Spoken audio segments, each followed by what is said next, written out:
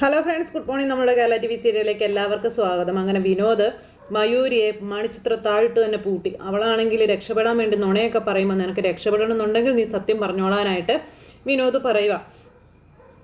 അപ്പോൾ ഞാൻ വിളിക്കുമ്പോൾ നീ നേരിട്ട് ഹാജരായാൽ നിനക്ക് രക്ഷപ്പെടാം, ഇല്ലെങ്കിൽ നീ തീർന്നെന്ന് കരുതിയാൽ മതി. രക്ഷപ്പെടാമെന്ന് കരുതി ഏത് പാതാളത്തിൽ പോയി നീ വിളിച്ചാലും അവിടെ വന്ന് നിന്നെ ഞാൻ തൂക്കിയിരിക്കുമെന്നൊക്കെ പറയുമ്പം സർ ഞാൻ വരാം സാർ എന്ന് പറഞ്ഞ് മയൂര് കീഴടങ്ങി. ഇതൊക്കെ കഴിഞ്ഞതിന് ശേഷം പിന്നീട് കാണിക്കുന്നത് നമ്മുടെ രചന വക്കീലിനെ കാണാൻ ചെന്നു. അപ്പോൾ അവിടെ ചെന്നിട്ട് നമ്മുടെ ചിപ്പിക്ക് അവിടെ ദുരിതമാണെന്നൊക്കെ പറഞ്ഞു പിടിപ്പിക്കാൻ വേണ്ടി ചെന്നതാണ്. ഭയങ്കര പഞ്ചപാവം അമ്മയായിട്ടാണ് ചെല്ലുന്നത്.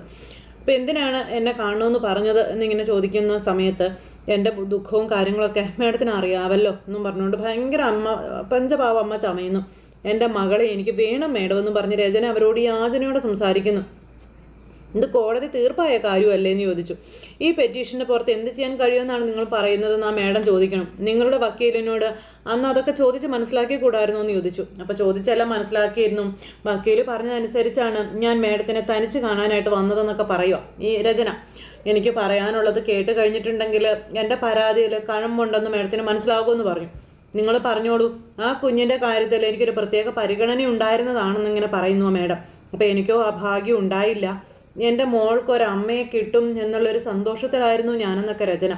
എന്നാൽ ആ വീട്ടിലെ സ്ഥിതിഗതികൾ അങ്ങനെയൊന്നും അല്ല മേഡം എന്നൊക്കെ പറഞ്ഞ് മഹേഷും ഇഷിതയും തമ്മിൽ എന്നും വഴക്കാണെന്നൊക്കെ പറഞ്ഞ് രചന മേഡത്തിനെ തെറ്റിദ്ധരിപ്പിക്കാം. മഹേഷിൻ്റെ കൂടെ ഒരു സ്ത്രീക്കും ഒത്തുപോകാൻ പറ്റില്ല എന്ന് അയാൾ ഒരിക്കൽ കൂടി തെളിയിക്കുകയായിരുന്നു എന്ന കാര്യങ്ങളൊക്കെ പറഞ്ഞ് എൻ്റെ മോള് അക്ഷരാർത്ഥത്തിൽ അനാഥയാണെന്നൊക്കെ പറഞ്ഞ് പിന്നെ എനിക്ക് എൻ്റെ മോളെ കിട്ടാൻ വേണ്ടി എന്ത് സഹായം വേണമെങ്കിലും മേഡം ചെയ്തു തരണം മേഡം എന്നൊക്കെ പറഞ്ഞു. പിന്നെ എൻ്റെ മോളെ അങ്ങോട്ട് കിട്ടാൻ വേണ്ടി ഇഷിതയും അതുപോലെ മഹേഷും കൂടെ നടത്തിയ നാടകമായിരുന്നു നിങ്ങൾ എല്ലാവരും കണ്ടതെന്നൊക്കെയാണ് രചന പറഞ്ഞു പിടിപ്പിക്കുന്നത്. കോടതിയെ അവർ കബളിപ്പിക്കുകയായിരുന്നു എന്നൊക്കെ പറയുക. പിന്നെ എന്നെ വേദനിപ്പിക്കുക മാത്രമായിരുന്നു മഹേഷിൻ്റെ ലക്ഷ്യമെന്നൊക്കെയാണ് ഡയലോഗുകൾ ഇറക്കുന്നത്. മേഡം മഹേഷും ഇഷിതയും ഇപ്പോൾ 2 വീടുകളിലാണ് താമസമെന്നും പിന്നെ കാണാറോ മിണ്ടാറോ ഒന്നുമില്ല എന്നുള്ള കാര്യവും പറഞ്ഞ് ഡിവോഴ്സിൻ്റെ കാര്യമൊക്കെ പറഞ്ഞ് കേൾക്കുന്നുണ്ടെന്ന കാര്യമൊക്കെ രചന പറഞ്ഞു പഠിപ്പിക്കുക. എൻ്റെ മോൾ ഏത് വീട്ടിൽ പോകണമെന്നറിയാതെ വാതിലിൻ്റെ പുറത്തിരുന്ന് കരയുന്ന വിവരം പലരും എന്നെ വിളിച്ചു പറഞ്ഞു എന്ന കാര്യങ്ങളൊക്കെയാണ് വന്ന് പറഞ്ഞു പിടിപ്പിക്കുന്നത്. ഒരമ്മയായി എനിക്ക് അതെങ്ങനെ സഹിക്കാൻ കഴിയും എന്നൊക്കെ ചോദിച്ച് അതൊരു പെൺകുഞ്ഞല്ലേ മേഡം എന്നൊക്കെ ചോദിച്ചുകൊണ്ട് രചന ഭയങ്കര ഇതായിട്ട് ഇങ്ങനെ സംസാരിക്കുന്നു. വളർന്നു വരുന്ന ഒരു പെൺകുട്ടിയുടെ മാനസിക നിലയെ ഈ രീതിയിലുള്ള ജീവിതം മുന്നോട്ട് കൊണ്ടുപോയാൽ അത് ബാധിക്കില്ലേ? സ്കൂളിൽ കുട്ടിക്ക് പഠിത്തത്തിൽ തീരെ ശ്രദ്ധയില്ലാതായി കഴിഞ്ഞിരിക്കുകയാണെന്ന കാര്യമൊക്കെ പറഞ്ഞതെല്ലാം ഇങ്ങനെ പറഞ്ഞു പിടിപ്പിക്കാൻ നോക്കുന്നു. എൻ്റെ മോൻ ആദ്യം ഇപ്പോൾ പഠിക്കുന്നത് ഇവിടെയുള്ളൊരു സ്കൂളിലാണെന്നും ചിപ്പിയും അതേ സ്കൂളിൽ തന്നെയാണ് പഠിക്കുന്നത്. സ്കൂളിലുള്ള അവരുടെ സ്നേഹം അവിടെ വെച്ച് തീരുകയാണ് മേഡം എന്നൊക്കെ പറഞ്ഞെല്ലാം പറഞ്ഞു കൊടുക്കുന്നുണ്ട്. അവർക്കൊന്നിച്ച് ജീവിക്കാനുള്ള ഒരു സാഹചര്യം ദയവ് ചെയ്തു മേഡം ഒരുക്കി കൊടുക്കണമെന്നൊക്കെയാണ് രചനയുടെ ആ ഒരു കാര്യങ്ങൾ. വാശിയും വൈരാഗ്യ ബുദ്ധിയും കാണിക്കുന്നവർക്കിടയിലേക്ക് എൻ്റെ കുഞ്ഞിനെ ഇടഞ്ഞു കൊടുക്കരുതേ മേഡം എന്നും പറഞ്ഞു ഭയങ്കര കരച്ചിൽ. അപ്പോൾ ഇതൊരു ഗൗരവമുള്ള വിഷയമാണെന്നുള്ളത് എനിക്ക് മനസ്സിലായെന്നും ഞാൻ തന്നെ നേരിട്ടൊന്ന് അന്വേഷിക്കട്ടെ കേട്ടോ, എന്നിട്ട് മതി തുടർ നടപടികൾ ഓക്കെ എന്നും പറഞ്ഞുകൊണ്ട് രജനി അവിടുന്ന് മേഡം പറഞ്ഞു വിട്ടു. ഈ സമയത്ത് വിജയശ്രീ ലാളിത എന്നുള്ള രീതിയിൽ പുള്ളിക്കാരി അങ്ങ് പോയി. ഇത് കഴിഞ്ഞിട്ട് ഈ മേഡം നേരെ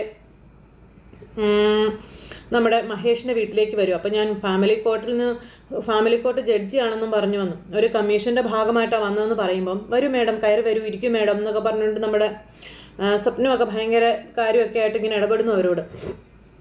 മഞ്ജുമേ മേഡത്തിന് കുടിക്കാൻ എടുക്കാൻ പറഞ്ഞു സ്വപ്നമല്ലേ. അപ്പോൾ സൽക്കാരത്തിനൊന്നും വന്നതല്ല ഞാൻ വന്നതിൻ്റെ കാരണം അതെന്താണെന്ന് നിങ്ങൾക്ക് മനസ്സിലായി കാണുമല്ലോ അല്ലേ?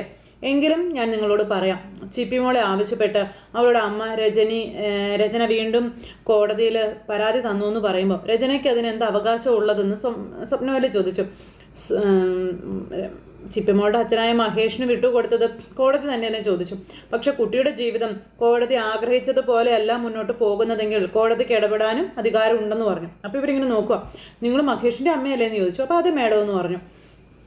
ചിപ്പിമോൾക്ക് ഇവിടെ ഒരു കുറവുമില്ല, ഞങ്ങളെല്ലാം പൊന്നുപോലെ തന്നെ അവളെ നോക്കുന്നത്. പൊന്നുപോലെ നോക്കിയിട്ട് എന്താ കാര്യമുള്ളത്? എന്തെങ്കിലും കാര്യമുണ്ടോ? കുട്ടിക്ക് സന്തോഷമുള്ള ഒരു ജീവിതമല്ലേ വേണ്ടത് അല്ലേ? അലമാരിയിൽ പൂട്ടി വെക്കുന്നതാണ് പൊന്ന്. കുട്ടിയുടെ കാര്യത്തിൽ അത് മതിയെന്നാണോ നിങ്ങൾ വിചാരിച്ചിരിക്കുന്നതെന്ന് ചോദിക്കുമ്പോൾ മേഡം കോടതിയെ തെറ്റിദ്ധരിപ്പിക്കാനാണ് രചന ശ്രമിച്ചുകൊണ്ടിരിക്കുന്നതെന്നുള്ള കാര്യവും മഹേഷിനോടുള്ള വാശി കാരണം കുട്ടിയുടെ ഭാവി കൂടി നശിപ്പിക്കാനാണ് അവൾ ഇറങ്ങിയിരിക്കുന്നതെന്നുള്ള കാര്യങ്ങളൊക്കെ പറയുക. സ്വപ്നവല്ലി. അപ്പോൾ മേഡം ഇതൊന്നും വിശ്വസിക്കരുത്. ഭർത്താവിനെ ഉപേക്ഷിച്ച് പോയവൾക്ക് ജീവിതത്തിൽ എന്ത് സത്യസന്ധതയുള്ളത്. അപ്പം നിങ്ങൾ ചിപ്പിമോളെ വിളിക്കാൻ പറഞ്ഞു. അപ്പം മോള് സ്കൂളിൽ പോയിരിക്കാം. എന്നാൽ അവളുടെ ഇപ്പോഴത്തെ അമ്മയെ വിളിക്കാൻ പറഞ്ഞു. ഇഷിത ഹോസ്പിറ്റലിലാണ് മേഡം. മേഡം വരുന്ന വിവരം അറിഞ്ഞിരുന്നെങ്കിൽ അവൾ പോവില്ലായിരുന്നു എന്ന് പറഞ്ഞു. ഇനി ഞാൻ ചോദിക്കുന്ന ചോദ്യങ്ങൾക്ക് സത്യസന്ധമായ മറുപടി തരണമെന്ന് പറഞ്ഞു. അപ്പം അമ്മയും മോള് നോക്കുക. ഇഷിത മഹേഷുമായി പിണങ്ങി അവളുടെ വീട്ടിൽ പോയി നിൽക്കുകയല്ലേന്ന് ചോദിച്ചു. അയ്യോ, അതൊരു പിണക്കമായിട്ടൊന്നും പറയാൻ പറ്റില്ല എന്ന് പറഞ്ഞു. അപ്പം ഉത്തരം മാത്രം മതി, വിശദീകരണം വേണ്ട എന്ന് പറഞ്ഞു മേഡം.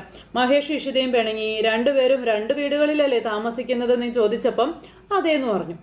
അപ്പോൾ കുട്ടി 2 വീടുകളിലുമായി കരഞ്ഞുകൊണ്ട് ഓടി നടക്കുകയല്ലേ എന്ന് ചോദിച്ചപ്പം അയ്യോ, മേഡം പറയുന്നത് പോലെയൊന്നും ഇല്ല മേഡം, ചിപ്പി ഇഷിതയെ കാണാൻ പോകുന്നുണ്ടെന്ന് പറഞ്ഞു. അപ്പോൾ കുട്ടിക്ക് ഇഷിതയെ വേണം അല്ലേ?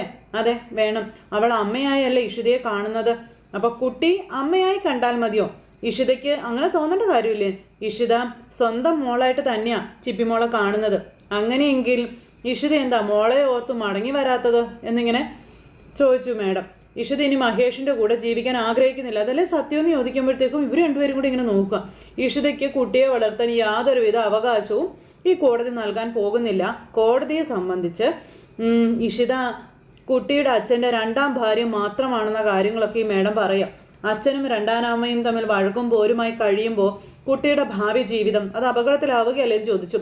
അവർ തമ്മിൽ അങ്ങനെയൊന്നും ഇല്ല മേഡം, ചിപ്പിക്ക് വേണ്ടി മാത്രമാണ് അവർ 2 പേരും ജീവിക്കുന്നതെന്ന് സ്വപ്നവല്ലി പറയുമ്പോൾ നിങ്ങൾ സംസാരിക്കുന്നത് ജഡ്ജിയോടാണ്. ആ ഒരു ബോധം നിങ്ങൾക്കുണ്ടാകണമെന്നൊക്കെ മേഡം ഇങ്ങനെ പറഞ്ഞു. അച്ഛനും അമ്മയും വഴക്കിട്ട് 2 വീടുകളിലായി കുട്ടി കയറി ഇറങ്ങി നടക്കുന്നു. ഇതൊരു ഗൗരവമുള്ള വിഷയമാണ്.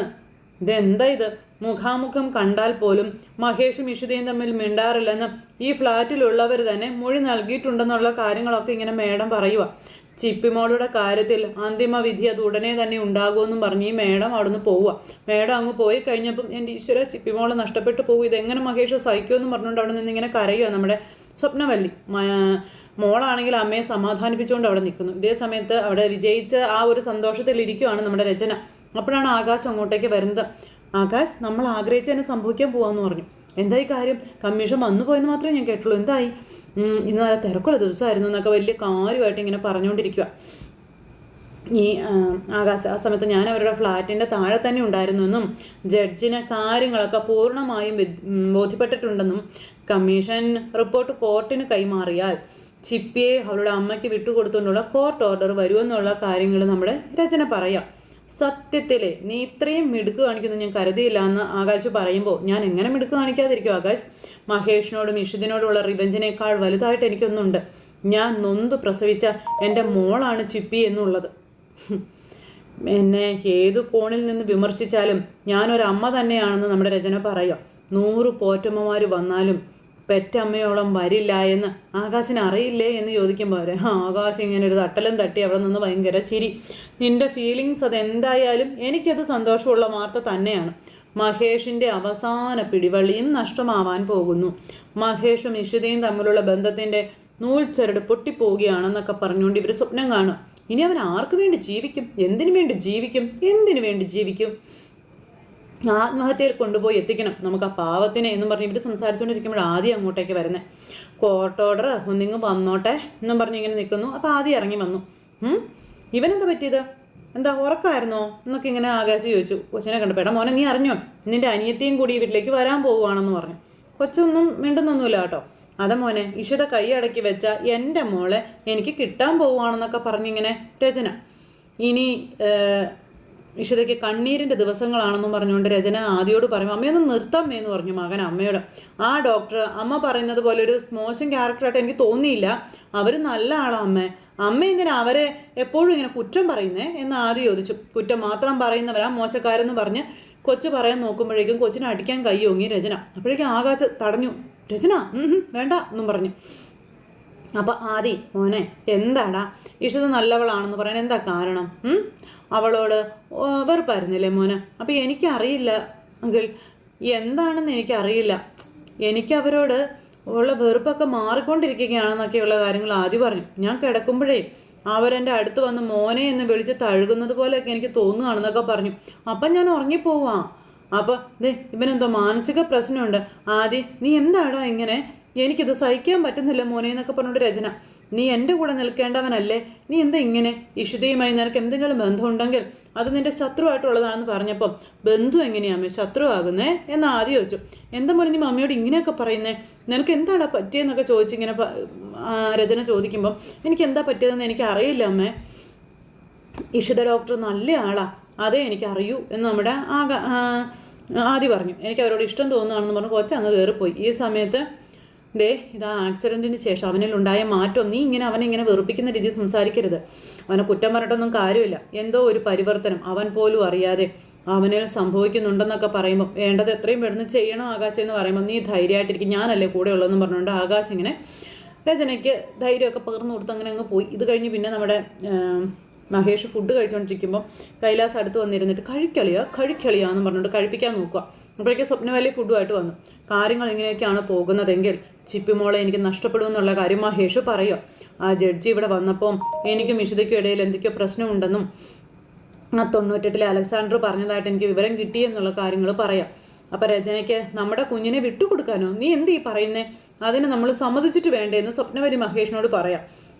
കോടതി വെച്ച കമ്മീഷനാണ് വന്ന് തെളിവെടുപ്പ് നടത്തിയിട്ട് പോയിരിക്കുന്നത്. ചിപ്പിമോളെ ആ ജഡ്ജിന് വലിയ കാര്യമാണെന്നും പിന്നെ കോടതി കുഞ്ഞിനെ അതിൻ്റെ അമ്മയ്ക്ക് വിട്ടുകൊടുക്കാൻ വിധി പറഞ്ഞാൽ അതനുസരിച്ചേ നമുക്ക് പറ്റുകയുള്ളൂ എന്നുള്ള കാര്യവും പറഞ്ഞ് അവിടെ അമ്മയുടെ ആവേശമൊന്നും വിലപ്പോകത്തില്ല എന്ന് പറഞ്ഞു. അപ്പോൾ ഇഷിതയുടെ പേരുള്ള ആരോപണങ്ങൾ കൂടി പുറത്തറിഞ്ഞ കോടതി രചനയുടെ ഭാഗത്തേ നിൽക്കുള്ളൂ എന്നുള്ള കാര്യം അന്നേരം മഞ്ജരി പറഞ്ഞു. ആ സമയത്ത് ഇങ്ങനെ സ്വഭാവ ഗുണം ഇല്ലാത്തൊരമ്മയുടെ കൂടെയാണ് പെൺകുഞ്ഞ് വളരുന്നതെന്ന് ചോദിക്കുകയും ചെയ്യും. അപ്പോൾ എൻ്റെ മുരുക, ഇതിനുള്ള പരിഹാരം എന്താ എന്ന് സ്വപ്നവല്ലി. അപ്പം ചിപ്പിമോളെ അവൾക്ക് വിട്ടുകൊടുക്കുന്ന കാര്യം ചിന്തിക്കാൻ കൂടി കഴിയില്ലല്ലോ മോനെന്ന് പറഞ്ഞ സ്വപ്നവല്ലി ഇങ്ങനെ പറയുമ്പം പരിഹാരമെന്ന് പറയുന്നത് ഇഷിതയുടെ മടങ്ങി വരവ് മാത്രമാണെന്ന് പറയുമ്പം അവൾ നമ്മുടെ മോളെ കയ്യിലെടുത്ത് വെച്ചിരിക്കുകയാണെന്ന് സ്വപ്നവല്ലി. നമുക്ക് എന്തിനേക്കാളും വലുത് ചിപ്പിമോളല്ലേ, അത് കഴിഞ്ഞേ ഉള്ളൂ നമുക്ക് എന്ത് കാര്യവും എന്ന് കൈലാസവല്ലി ഇത് പറയുമ്പം അളിയൻ എന്താ ഉദ്ദേശിച്ചത്? അളിയൻ ചെന്ന് ഇഷിതയെ കൂട്ടിക്കൊണ്ട് വരാൻ പറഞ്ഞു. അപ്പം നീ എന്തായി പറയുന്നത് കൈലാസേ, നിന്നോട് അവൾ ചെയ്തതൊക്കെ നീ മറന്നോ എന്ന് ചോദിച്ചു ഭയങ്കര ഡയലോഗ്. അമ്മ കൈലാസേട്ടന് ഇഷിതയോട് ക്ഷമിക്കാൻ പറ്റുമോ എന്ന് ഭാര്യ. ഇഷിത വരുന്നതിന് മുൻപ് നമുക്ക് ഇവിടുന്ന് പോകാമെന്ന് പറഞ്ഞ ആളാ ഇപ്പോൾ ഇതൊക്കെ പറയുന്നത്. എനിക്കെന്തായാലും അവളോട് ക്ഷമിക്കാൻ പറ്റില്ല എന്നും പറഞ്ഞ് ഭാര്യ ഭർത്താവിൻ്റെ മുന്നിൽ നിന്ന് പറഞ്ഞു. അപ്പോൾ അതിനേക്കാളും വലുത് ചിപ്പിമോളാണെന്നും നീ എന്താണ് ഇത് മനസ്സിലാക്കാത്തത്? ചിപ്പിമോൾക്ക് വേണ്ടി എനിക്ക് ഉണ്ടായ എന്ത് അപമാനവും ഞാൻ സഹിക്കുമെന്നൊക്കെ ഇവൻ. അപ്പം ഇങ്ങനെ ഒരു പേരുദോഷം ഉണ്ടാക്കി വെച്ചിട്ട് വീണ്ടും ഇഷിത ഈ വീട്ടിലേക്ക് കയറ്റാൻ പറ്റില്ല എന്ന് സ്വപ്നവല്ലി. പിന്നെ എൻ്റെ പ്രാർത്ഥന മുരുകൻ കേട്ടതുകൊണ്ടാണ് അവൾ ചെയ്ത വൃത്തികേടുകൾ പുറലോകം അറിയാതെ പോയെന്ന് പറഞ്ഞുകൊണ്ട് സ്വപ്നവല്ലി ഇങ്ങനെ നിൽക്കുക. അപ്പോൾ അവൾ ഈ വീട്ടിലേക്ക് കൊണ്ടുവരുന്ന കാര്യം നിങ്ങൾ മറന്നേക്കാൻ പറഞ്ഞു സ്വപ്നവല്ലി അങ്ങ് പോയി. അപ്പോൾ അവൾ ഈ വീട്ടിലേക്ക് വരുന്നെങ്കിൽ വരട്ടെ, പക്ഷെ വരുന്നതിന് മുൻപ് അവൾ കുറ്റക്കാരിയല്ല നമ്മൾ തെളിയിക്കണമെന്ന് പെങ്ങളാങ്ങളയോട് പറയുന്നു. ഇനി അവൾ ഈ കുടുംബത്തിൽ കാല് കുത്തണമെന്നുണ്ടെങ്കിൽ അത് അഗ്നിശുദ്ധി വരുത്തിയിട്ട് വേണമെന്നും പറഞ്ഞു സ്വപ്നവല്ലി. മഹേഷ് അവിടെ നിന്ന് എഴുന്നേറ്റ് പോയി. ഈ സമയത്ത് പിന്നെ കാണിക്കുന്നതെന്ന് പറഞ്ഞിട്ടുണ്ടെങ്കിൽ നമ്മുടെ കുഞ്ഞിൻ്റെ കാര്യം അന്വേഷിക്കാൻ ചെന്ന ജഡ്ജ് അവിടെ പാർക്കിലൂടെ ഇങ്ങനെ നടക്കുക. അപ്പോൾ കൂടുതൽ ഹസ്ബൻഡും ഉണ്ട്. അപ്പോൾ ഇങ്ങനെ കോടതിയിലുള്ള കാര്യങ്ങളൊക്കെ ഇങ്ങനെ പറയുന്നു. ഓരോ കാരണവന്മാർ വഴക്കുണ്ടാക്കുന്നത്, അതുപോലെ തന്നെ ഭാര്യ ഭർത്താക്കന്മാർ ബന്ധം പിരിഞ്ഞു പോകുന്നത്, അതിനിടയിൽ പെട്ടുപോകുന്ന കുഞ്ഞുങ്ങൾ, അങ്ങനെ ചിപ്പിയുടെ കാര്യങ്ങളെല്ലാം ഇവർ പറഞ്ഞ് ഇങ്ങനെ സംസാരിക്കുന്നു. ഈ സമയത്ത് അവർ സംസാരിച്ചൊന്ന് സ്ഥലത്ത് ഇരുന്ന് കഴിഞ്ഞപ്പോൾ അവർ ചുമ്മാ ഇങ്ങനെ അങ്ങോട്ട് നോക്കുമ്പോൾ കാണുന്നതെന്ന് പറഞ്ഞാൽ ചിപ്പിയും മഹേഷും ഇഷിതയും കൂടി ആ പാർക്കിൽ കുഞ്ഞിൻ്റെ കൂടെ ഓടിക്കളിച്ച് നടക്കുന്ന ആ ഒരു കാഴ്ച. അപ്പോൾ തന്നെ ഹസ്ബൻഡിന് ഈ മേഡം കാണിച്ചു കൊടുക്കും. ഞാനിപ്പോൾ ഒരു ചിപ്പിയുടെ കാര്യം പറഞ്ഞിരുന്നില്ലേ, ആ കുട്ടി അത് എന്നും പറഞ്ഞ് കാണിച്ചും കൊടുക്കുക. അപ്പോൾ ഇവരുടെ സ്നേഹം കാര്യങ്ങളും അങ്ങോട്ടും ഇങ്ങോട്ടും ഇവരുടെ ആ ഒരു തമ്മിലുള്ളൊരു കെമിസ്ട്രി ഇതൊക്കെ അവരവിടെ ഇരുന്ന് കണ്ടുകൊണ്ടിരിക്കാം. ഈ സമയത്ത് കൊച്ചും അച്ഛനും അമ്മയും കൂടെ ഓടിപ്പിടുത്തമൊക്കെ കളിച്ചതാണ്. അപ്പോൾ നമ്മുടെ ചിപ്പിമോളാണ് ജയിച്ചത്. കണ്ടോ ഞാൻ പറഞ്ഞില്ലേ ഞാനാ ജയിക്കുള്ളൂ എന്ന്, അമ്മ വിശ്വസിച്ചില്ലല്ലോ എന്ന് പറഞ്ഞ് ചിപ്പി ഇഷിതയോട് പറയുമ്പം ശരിയാ മോള് തന്നെയാണ് ജയിച്ചത് കേട്ടോ എന്ന് പറഞ്ഞ് ഇഷിത. ഡാഡി അമ്മയും തോക്കുകയും ചെയ്തു എന്നും പറഞ്ഞിട്ട് നമ്മുടെ ഇഷിത ഇങ്ങനെ പറയുമ്പോൾ തോൽപ്പിച്ച എനിക്ക് തരാനുള്ള സമ്മാനം താ എന്നും പറഞ്ഞുകൊണ്ട് ഇങ്ങനെ നമ്മുടെ കൊച്ചു പറഞ്ഞപ്പോൾ ദാ അച്ഛനെ ചക്കര ഉമ്മ എന്നും പറഞ്ഞുകൊണ്ട് നമ്മുടെ മഹേഷ് ഉമ്മ കൊടുക്കുന്നു. അതുപോലെ തന്നെ ഇഷിത ഉമ്മ കൊടുക്കുന്നു. അങ്ങനെ അവർ രണ്ടുപേരും കൂടെ അപ്പുറം ഇപ്പുറം ഇരിക്കുന്നു. അപ്പോൾ ഇവരാണോ തമ്മിൽ തല്ലിപ്പിരിഞ്ഞ കുട്ടിയെ നോക്കുന്നില്ലെന്ന് താൻ പറഞ്ഞതെന്ന് ഭർത്താവ് ചോദിച്ചപ്പം അതേന്ന് ഭാര്യ. ഇത് താൻ പറഞ്ഞ കുട്ടിയെ അല്ല കേട്ടോ, സ്നേഹമുള്ള അച്ഛനമ്മമാരും അവരുടെ മകളുമാണെന്ന് പറയുമ്പോൾ എനിക്കെങ്ങനെ തെറ്റാനാണ്? ആ കുട്ടി ചിപ്പിയും അയാളുടെ അച്ഛൻ മഹേഷുമാണെന്ന കാര്യം പറഞ്ഞു. അയാളൊരു ബിസിനസ്സുകാരനാണെന്നൊക്കെ പറഞ്ഞുകൊണ്ട് ഈ മേഡം ഭർത്താവിനോട് പറയാം. അപ്പം ഡാഡി ഇപ്പോൾ വരാട്ടോ എന്ന് പറഞ്ഞുകൊണ്ട് നമ്മുടെ മഹേഷ് അങ്ങ് പോവുക. എങ്കിലും മകള് സന്തോഷത്തോടെ കഴിയുന്നത് കണ്ട് അമ്മയ്ക്ക് അസൂയ തോന്നി. തന്നെ സമീപിച്ചതായിരിക്കുമെന്ന് പറഞ്ഞു. അപ്പം ഞാൻ അവരുടെ താമസ സ്ഥലത്തൊക്കെ പോയായിരുന്നു. ഈ സ്ത്രീ അപ്പോൾ അവിടെ ഇല്ലായിരുന്നു. താൻ അന്വേഷിച്ചില്ലേ? അവരുടെ ഫ്ലാറ്റിൽ പോയെന്നാണ് അറിഞ്ഞതെന്ന് പറയുമ്പോൾ കഷ്ടം തന്നെ. അവൾക്ക് അവളുടെ വീട്ടിലൊക്കെ പോവണ്ടേ? താൻ നോക്ക് എന്നും പറഞ്ഞ് കാണിച്ചു കൊടുക്കും. അപ്പോഴത്തേക്ക് നമ്മുടെ മഹേഷ് പോയി ഐസ്ക്രീം മേടിച്ചുകൊണ്ട് വന്നു. ഒരു ഐസ്ക്രീം മേടിച്ചുകൊണ്ട് വന്നിട്ട് ഇങ്ങനെ ഇവർ 3 പേരും കൂടി ഷെയർ ചെയ്തൊക്കെ കഴിക്കുക. അപ്പോൾ ഈ ജഡ്ജിൻ്റെ ഭർത്താവ് അവരോട് പറയുവാണ്, ഏറ്റവും കൂടുതൽ ഭാഗ്യം ചെയ്തൊരു കുട്ടിയാണ് ആയിരിക്കുന്നതെന്ന്. അങ്ങനെ അവർ 3 പേരും കൂടെ അവിടെ ഇരുന്ന് ഇങ്ങനെ സന്തോഷമായിട്ടിരിക്കുന്ന ആ ജഡ്ജ് ഇങ്ങനെ നോക്കുന്നു. ആ സമയത്ത് ആ മേഡം അങ്ങോട്ടേക്ക് ചെന്നു. അപ്പോൾ ഈ മേഡത്തിനെ കണ്ടപ്പോഴത്തേക്ക് ഇഷിത പറഞ്ഞു, മേഡം എപ്പോൾ വരാട്ടോ എന്നും പറഞ്ഞുകൊണ്ട് അങ്ങോട്ട് ചെന്നു. അപ്പോൾ കുറച്ച് സമയം ഇവിടെ സ്പെൻഡ് ചെയ്യാമെന്ന് കരുതി വന്നതാണെന്നും പറഞ്ഞുകൊണ്ട് മേഡം പറയാം, നിങ്ങൾ തമ്മിൽ സ്വരച്ചേർച്ചയിലല്ല എന്ന് കേട്ടു, എന്താ എന്നൊക്കെ ഇങ്ങനെ ചോദിക്കുമ്പം ഞാനതിന് എന്ത് മറുപടിയാണ് മേഡത്തിനോട് പറയേണ്ടത് മഹേഷ് അന്നേരം ചോദിക്കാം. മേഡം ഒരു കമ്മീഷനായി വന്ന വിവരമൊക്കെ ഞാൻ അറിഞ്ഞിരുന്നു. എന്ത് തീരുമാനവും അത് മേഡത്തിന് എടുക്കാവുന്നതാണ്.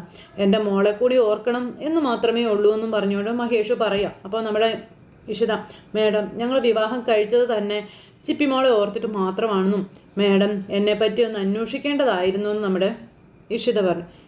എനിക്കൊരു കുഞ്ഞിൻ്റെ അമ്മയാകാനുള്ള സാധ്യതയും കാര്യങ്ങളും ഇല്ല എന്നും പിന്നെ ചിപ്പിയെ ഞാൻ എൻ്റെ മോളായി കണ്ടാണ് സ്നേഹിക്കുന്നതെന്നും എനിക്ക് അവളെ മഹേഷുമായിട്ടുള്ള വിവാഹത്തോടു കൂടി സ്വന്തമായി കിട്ടുകയായിരുന്നു. ഇപ്പം ഞാനൊരു അമ്മയാണെന്നും എൻ്റെ ചിപ്പിമോളുടെ അമ്മയാണെന്നും നമ്മുടെ ഇഷിത ഇങ്ങനെ മേഡത്തിനോട് പറയുമ്പോൾ ഐസ്ക്രീമൊക്കെ കഴിച്ച് ഭയങ്കര സന്തോഷമായിട്ട് അമ്മേന്നും വിളിച്ചുകൊണ്ട് ചിപ്പിമോൾ ഓടി വന്നിങ്ങനെ ഇഷിതയുടെ അടുത്ത് നിൽക്കുന്നു. അപ്പം മേഡം ചോദിച്ചു, മോൾക്ക് ഈ മമ്മിയാണോ മോളുടെ മമ്മിയാണോ ഇഷ്ടം? അന്നേരം എനിക്ക് ഇഷ്ടം എൻ്റെ ഈ അമ്മയാ എന്നും പറഞ്ഞുകൊണ്ട് ഇങ്ങനെ മേഡത്തിൻ്റെ മുന്നിൽ വെച്ച് ഇങ്ങനെ കെട്ടിപ്പിടിച്ചിങ്ങനെ ഇവർ നിൽക്കാം. ഇതാണ് എൻ്റെ അമ്മ എന്നും നമ്മുടെ ചിപ്പിമോൾ പറയുക കേട്ടോ. അങ്ങനെ രചനയുടെ സ്വപ്നമൊക്കെ ഒരു കാറ്റി പറന്നുപോയി. എനിക്ക് മമ്മിയില്ല അമ്മയേ ഉള്ളൂ എന്നും പറഞ്ഞുകൊണ്ട് കൊച്ചിങ്ങനെ പറയുന്നു. ഇവരെല്ലാവരും കൂടി ഇങ്ങനെ സംസാരിച്ച് നിൽക്കുന്നു. നമ്മുടെ കഥ അവസാനിച്ചു. അപ്പോൾ എല്ലാവരും കാത്തിരുന്ന് കാണണേ. എല്ലാവർക്കും നന്ദി.